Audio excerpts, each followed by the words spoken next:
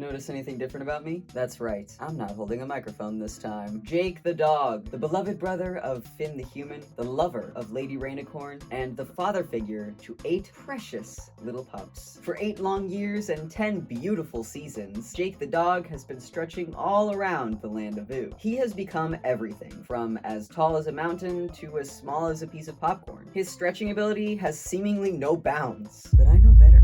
Everyone has a limit, even a fictional stretchy dog. There must be a number to describe how far he can go.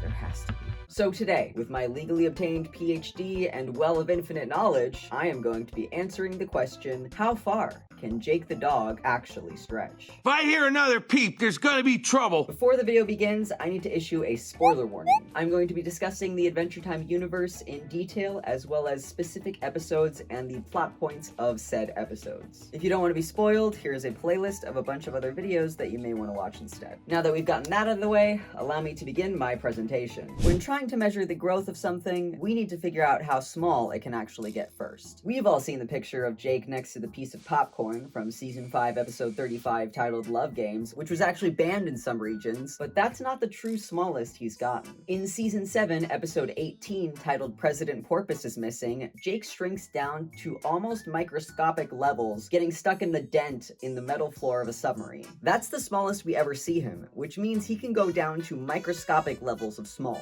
Just enough to still exist, but not enough to actually disappear. There, we have a starting point. To save myself using a million zeros, we're going to call this starting point crumb-sized. But he isn't usually crumb-sized, is he? Another starting point is his average height on the day-to-day, so we will calculate that as well. Welcome to the green screen segment of this video, where if I had a green screen, this would make more sense. If we take a look at regular old Jake just strutting through town, there are plenty of things to measure him up against. A candy house, a fence post, oh, who's that with him? His beloved brother and best friend, Finn the human. In Season 5, Episode 36, titled Dungeon Train, Jake describes Finn as being about 5 feet tall. Because of this, we can assume that Finn is about 4'10" at this time. However, because Finn grows up throughout the series, he does get taller. Second, however, Jake's height in comparison to Finn's is consistent with Finn's growth. Jake is the same height all the way throughout the series, as you can see here. Jake goes up to about Finn's shoulder when he's 4'10", so we can assume that Jake is about 3'9". Easy enough, right? Wrong. What buffoon do you think I am that I wouldn't check my work? The second easiest way to find Jake's height is to compare him not to people, but to objects easily replicable in our real world. In Season 6, Episode 20, titled Jake the Brick,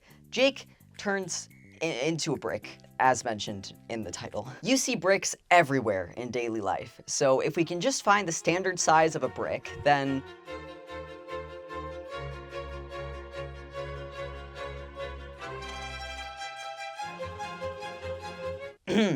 okay, that's fine.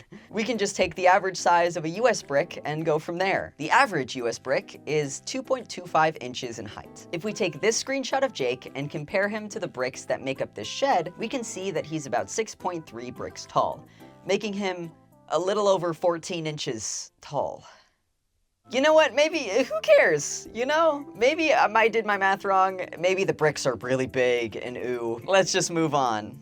Crumb size is our starting point, but how big can Jake get? We see him carry Finn above the trees, higher than mountains, even into the clouds. To even be considered a mountain, it has to be over 2,000 feet tall. I'm choosing to assume that these count as mountains. While this may be a decent show of his powers, that's not the true amount. Now, I'm gonna do something that some of you may call heretical. I'm gonna use something vaguely non-canonical as reference. Forgive me! I have a reason. In this comic from storyboard artist and revisionist Steve Wolfhard, Jake dies. Just absolutely kicks the bucket. His body begins to rapidly expand to exponential amounts, blowing up like a bouncy house at a kid's birthday party. We see Princess Bubblegum piloting a giant plane, pulling his body towards the cavernous hole that the Earth sustained after the apocalypse. Jake's body fills the space fully and neatly, providing new land for the creatures of Earth to inhabit. That's almost a full quarter of the Earth. The entire Earth. The expansion size of him is extensive if we take that into account. Screw mountains. mountains, the dog can fill what the earth had lost. But the end goal of this video is not to figure out how big he can get, it's to figure out how far he can stretch. So, if I were to stretch him end to end like a piece of taffy, just how far would he go?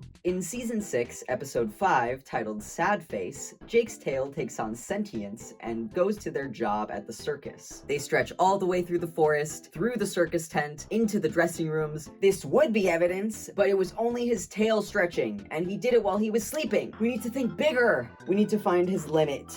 Like in Season 2, Episode 22, titled The Limit! Jake ties himself to a stump at the beginning of a large and confusing labyrinth to make sure that him and Finn can always get back to the start. Unfortunately, he gets thinner and thinner the closer to the end he gets, almost stretching himself to death. This is a clear, measurable way to find his limit. All we need to do is find a map of the labyrinth.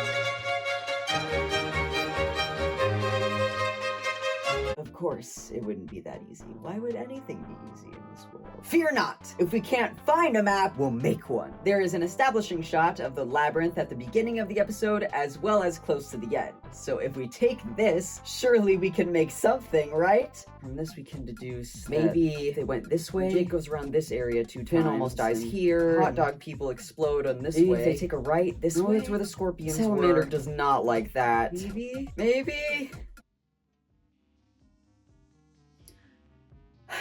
Okay, you know what? I've had enough. What do you expect me to do? Go into the labyrinth myself and see if I could find Jake's little footprints? How would I defend myself? I don't know how to use a sword. This entire video was meant to prove the limit of Jake's stretchy powers. But you know what? Calling Jake's abilities stretchy powers isn't even correct. The definition of stretch is to be made or be capable of becoming longer or wider without tearing or breaking. However, we see many instances where he isn't just stretching. If he grabs something with his lower body, he can make it go all the way through him. He can create holes in himself. Egging me. That's not stretching, that's transfer of matter. And we don't even know how that applies to the rest of his body. In Season 1, Episode 12, titled Evicted, Jake survives being bitten by Marceline by putting all of his organs in his thumb. So I'm just supposed to believe that all of his organs function normally placed away from their respective areas. Do you think me a fool, Adventure Time? We see this again in Season 3, Episode 16, titled Jake vs. me-mow, where he enlarges his liver to ungodly proportions in order to avoid being poisoned. Congratulations! You can get bigger.